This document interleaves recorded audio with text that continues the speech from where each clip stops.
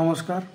যে সমস্ত ভাই বোনেরা সব মাধ্যমিক পরীক্ষার প্রি টেস্টটা দিলে, এবার তোমাদের টেস্ট আছে, তো প্রি টেস্ট দেওয়ার সময় বুঝলে যে অনেক কিছু ইনকমপ্লিট আছে বা এখনও প্রস্তুতি ভালোভাবে শুরুই করনি, তো তাদের জন্য এই ভিডিও সেশনগুলো শুরু হয়েছে। শুধুমাত্র সায়েন্স বেসের জন্য ম্যাথমেটিক্স করাবো, ফিজিক্সের সব পার্ট করাবো, বায়োলজির সব পার্ট করাবো।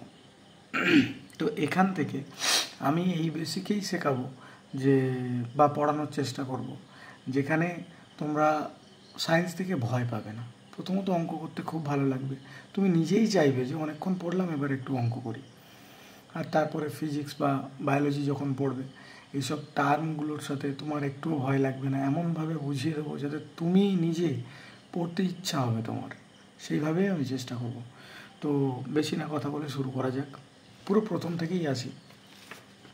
আর যার যেটা অসুবিধা হবে আমাকে ডাইরেক্ট বলতে পারো, ইউটিউবে এখানে কমেন্ট করতে পারো, বা আমি নাম্বার লাস্টে দিয়ে দেবো, আমার হোয়াটসঅ্যাপ নাম্বারে SMS করে দেবে জাস্ট কোশ্চেনটা বা যে টপিকটা বুঝতে পারো নি আমি আবার বলে দেবো। তো দশম শ্রেণীর পুরো প্রথম চ্যাপ্টার থেকেই শুরু করছি। ভাবছি তোমরা, আমি এটা ভেবেই শুরু করাচ্ছি যে তোমরা কিচ্ছু জানো না, তো প্রথম থেকে একেবারে শুরু করছো, টেনে পুরো প্রথম উঠেছো, সেইভাবে আমি শুরু করছি। তো এখানে প্রথমত আছে একচল বিশিষ্ট দ্বিঘাত সমীকরণ। তো এই একচল বিশিষ্ট দ্বিঘাত সমীকরণের চ্যাপ্টার শুরু হওয়ার আগে আমাকে কিছু জানতে হবে। চল কি বা এই বাস্তব সংখ্যা, চল, এগুলো কি জিনিস। তো আমি চ্যাপ্টার শুরু করার আগে দেখে নিচ্ছি। এখানে আমি হেডিং দিচ্ছি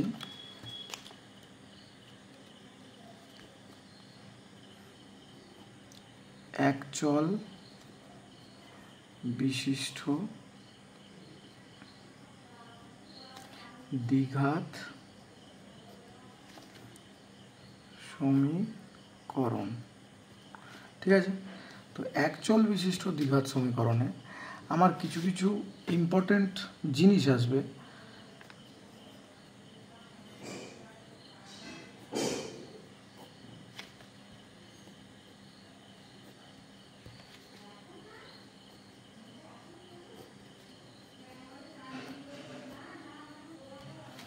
কিছু ইম্পর্টেন্ট জিনিস আসবে, সেগুলো আমাদেরকে জানতে হবে। তো সেই ইম্পর্টেন্ট জিনিসটা কি? তো এখানে সেই ইম্পর্টেন্ট জিনিসটা জানবো যে চল কি। চল বেসিক্যালি আমরা চল বলি, তোমরা সেটাই তো জানো না। তো চলটা আমাকে জানতে গেলে আমাকে এটা দেখতে হবে যে যেগুলি আলফা বেট দ্বারা প্রকাশ করা হয় বা যে কোনো মান হতে পারে, এখানে লিখে দাও যার যে কোনো মান হতে পারে, সম্ভাবনা থাকে,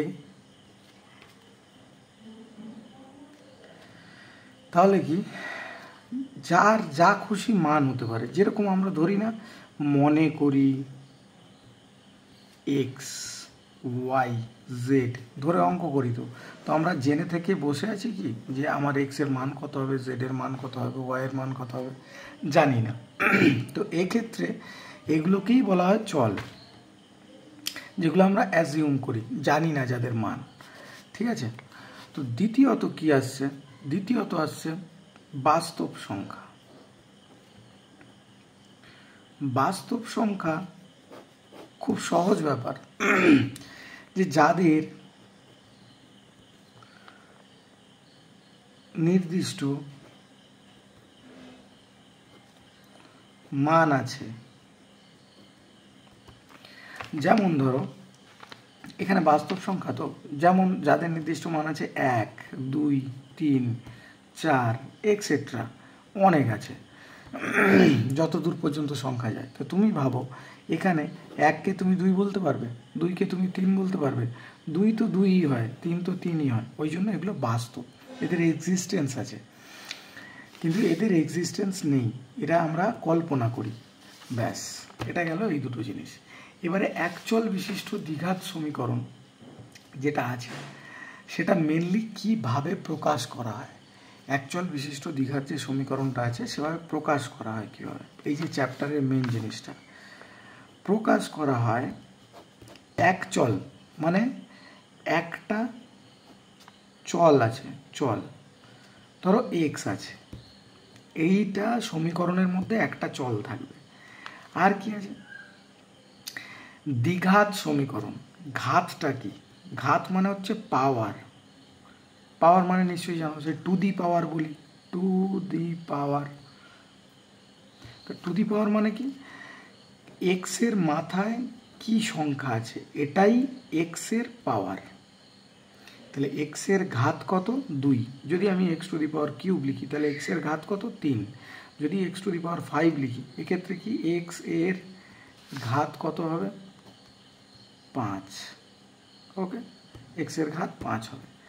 তাহলে এখানে এক চল বিশিষ্ট মানে কোনো একটা সমীকরণ আছে যেখানে যার চল হচ্ছে এক্স এবং যার ঘাত সর্বোচ্চ ঘাত, মানে ধরো কারোর x5 আছে, কারোর x2 আছে, কারোর x3 আছে, তো এই সমীকরণের মধ্যে সবগুলো আছে। তো এখানে কোন ঘাতটা বেশি, 5, তার মানে এটাই হচ্ছে সর্বোচ্চ ঘাত সমীকরণের।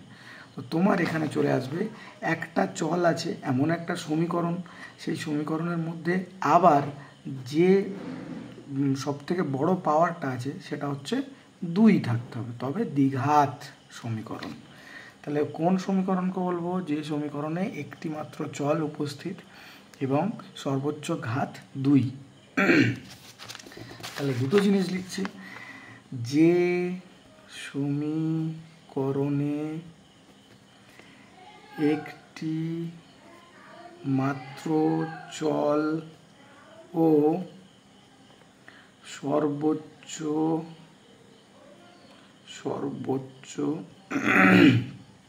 ঘাত 2 পাবো, সেরকম সমীকরণকে এক চল বিশিষ্ট দ্বিঘাত সমীকরণ বলবো। ওকে, তাহলে এইগুলো আমাদের জানা হয়ে গেল। তাহলে এই পেজগুলো তোমাদেরকে কষ্ট করতে হবে না, এই পেজগুলোর আমি অলরেডি পিডিএফ করে পাঠিয়ে দেবো। তোমরা শুধু হোয়াটসঅ্যাপে জাস্ট হাই লিখবে, আমি এই পিডিএফগুলো পুরো ডাইরেক্ট পাঠিয়ে দেবো যাদের দরকার। আর যারা খাতা পেন নিয়ে বসছো ডাইরেক্ট করছো তারা তো এমনিই লিখছো,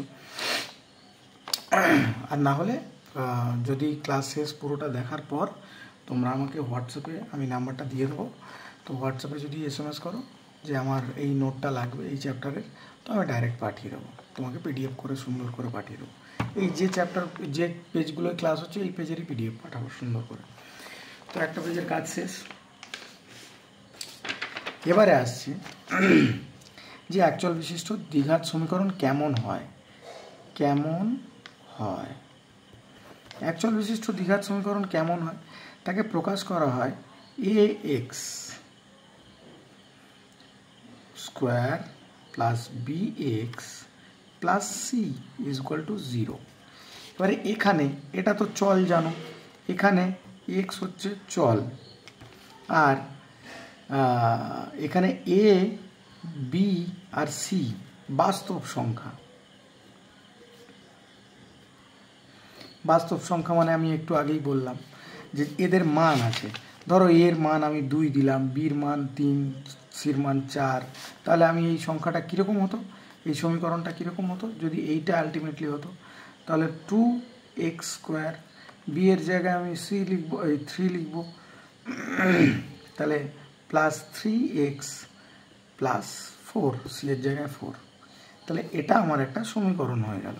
তাহলে এটা কি আমার দ্বিঘাত সমীকরণ একচল বিশিষ্ট, কারণ এখানে একটাই চল আছে x, আর দেখো এখানে x এর পাওয়ারে কত আছে, 1 আছে, আর এখানে কিছু নেই মানে এক্সের পাওয়ারে 0 আছে।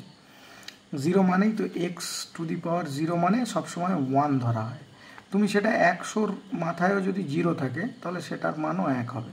তাহলে এখানে আমি এইটা ধরতে পারি 4 গুণ 1 মানে 4ই হবে। তাই জন্য এখানে আমি বলছি যে এর মান সব থেকে বেশি, ওই জন্য এটা ঘাত। এর সর্বোচ্চ এই সমীকরণের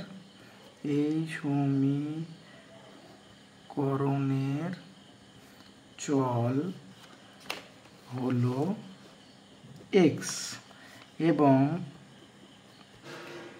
এ বি সি বাস্তব সংখ্যা, কারণ আমি সবার মান পাচ্ছি। তো এটা 2 পাচ্ছি এর মান, 3 পাচ্ছি বির মান, 4 পাচ্ছি সির মান। তাহলে দেখো, তাহলে আমি এটাকে বলতে পারি এবং আর একটা জিনিস আছে, এবং সমীকরণের সর্বোচ্চ ঘাত কত? ঘাত মানে পাওয়ার, টু দি পাওয়ার দেখো 2 আছে, এর 1 আছে, এর 0 আছে, সর্বোচ্চ ঘাত 2। সুতরাং এই সমীকরণটি একটি একচল বিশিষ্ট দ্বিঘাত সমীকরণ হলো। ব্যাস, তোমরা সব শিখে গেছো। ওকে, এবারে কেমন কেমন হয় আমি কটা উদাহরণ দিচ্ছি, ঠিক আছে? এক্সাম্পলগুলো আমি করি।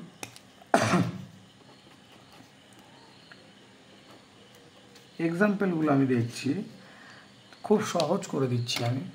এক্সাম্পলগুলো হচ্ছে, দেখো ধরো আমার কাছে একটা উদাহরণ আছে যে 2x² + 4x + 6 = 0।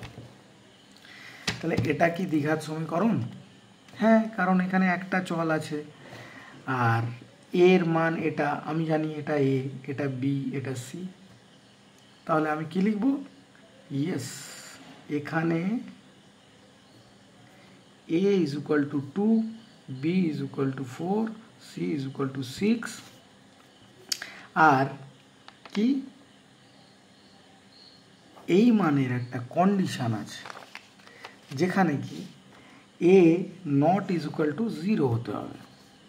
তো সেটা কিসে আসছে? সেটা আসছে যে তুমি ভাবো এই মানটা তো আমার লাগবে, আমার দ্বিঘাত সমীকরণ যেহেতু, আমার এই পাওয়ারের এই 2টা তো লাগবে। তাহলে তুমি একটা জিনিস ভাবো যে আমার এই মানটা আছে যার জন্য আমার দ্বিঘাত সমীকরণ হচ্ছে, একচল বিশিষ্ট তো হচ্ছেই, দ্বিঘাত সমীকরণ হচ্ছে। কিন্তু এখানে এই 2 এর মান যদি 0 হতো, মানে এটা তো 2কে এ ধরেছি, তো 2 এর মান যদি 0 হতো, 0 × x² মানে কি 0ই হতো। তাহলে এখানে কোনো মানই থাকতো না, আর পাওয়ারটাও নষ্ট হয়ে যেত, শুধু 0 হয়ে যেত। তাহলে সমীকরণটা পুরো বেকার হয়ে যেত। তাহলে 4x + 6 থাকতো। তাহলে এর মান কখনোই 0 হওয়া যাবে না, যার জন্য দ্বিঘাত সমীকরণ হয় না। এই জন্য এটা মোস্ট ক্রাইটেরিয়া যে কোনো দ্বিঘাত সমীকরণে এর মান কখনো 0 হওয়া যাবে না। 1 হলেও হবে, 2 হলেও হবে, 3 হলেও হবে, কিন্তু 0 হওয়া যাবে না। হলো? তো এটা এক রকমের গেল। আর একটা দেখো, ধরো x², এটা এক রকমের উদাহরণ, এটা 2 রকমের উদাহরণ। x² + 1 = 0 হতেই পারে। তো এখানে দেখো, এখানে আর একটা মাঝখানে নেই না, কিন্তু এটা তাও দ্বিঘাত সমীকরণ হবে। কিভাবে দেখো, আমি এটাকে এরকমভাবে লিখতে পারি, তো +0 + 1 = 0। তো এখানে দেখো এর মান কিছু নেই মানে 1 আছে, এখানে এর মান কিছু নেই মানে 1 আছে, বি এর মান কিছু নেই মানে 0 আছে, সি এর মান 1 আছে, আর এখানে এ তো ≠ 0, কারণ এর মান আমি 1 পেয়েছি। তাহলে এর মান কখনোই 0 হচ্ছে না। 0 হচ্ছে না মানেই এটা দ্বিঘাত সমীকরণ। আবার এর মাথায় পাওয়ারেরও উপর ওটা আছে। তো এটা গেল আর একটা পার্ট। এবারে আসছে আর একটা উদাহরণে, যেরকম ধরো 3 নম্বর উদাহরণ দিচ্ছি, x + 1/x = 1। এখানে আমি দেখো দেখছি কি হয়, আগে সমীকরণে উপস্থিত হই। তো এখানে এক্স যদি আমি লসাগু করি তলায় 1 ধরে, তাহলে উপরে x² + 1 = 1 আসছে। তো এটাকে যদি আমি সাজিয়ে লিখি, আমি ভেঙে ভেঙে করছি যাতে তোমাদের অসুবিধা না হয়। x², ওই এক্সটা এপারে আসলে -x + 1 এপারে থাকছে = 0। তো এখানেও দেখো কিছু নেই মানে 1 আছে, এখানেও কিছু নেই মানে 1 আছে। তাহলে a = এখানে a = কি পেলাম 1, এখানে b = কি পেলাম -1। এইটা খেয়াল রাখো, এখানে মাইনাস আছে যেহেতু এখানে -1, আর c এর মান 1 ন্যাচারালি। এই যে, তাহলে বোঝা গেল এইরকমভাবে সমীকরণ আমরা চিনব। Theory class complete.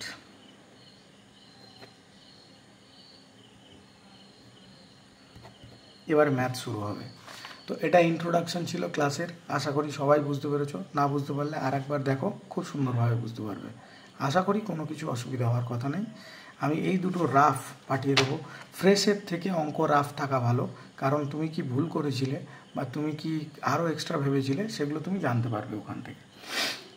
তো এটা আমি করিয়ে দেবো, এটা আমি পাঠিয়ে দেবো সুন্দর করে, চিন্তার কোনো কারণ নেই। দেখা হচ্ছে পরের ক্লাসে। চলো, টাটা।